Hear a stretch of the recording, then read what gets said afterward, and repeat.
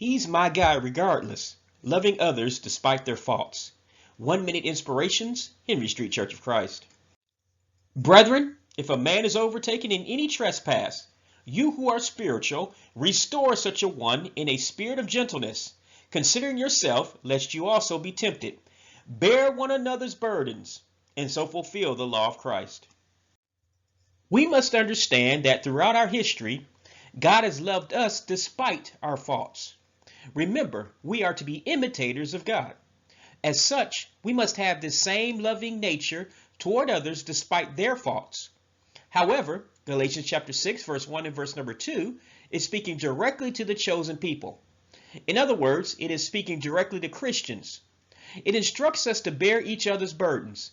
This is the Bible's way of saying that we must tolerate each other's faults. Yes, you make mistakes, I make mistakes, and others are certainly going to make mistakes. So in order to bear each other's burdens, we must accept the fact that no human being is perfect. We are all imperfect. And this is why we must continue to have patience with each other in this lifelong quest to be Christ-like each day of our lives. Remember, since God is tolerating you, you must tolerate the mistakes of others. The harder you are on others, the harder God will be on you. May God bless you and keep you. Thanks for listening. This is a ministry of the Henry Street Church of Christ.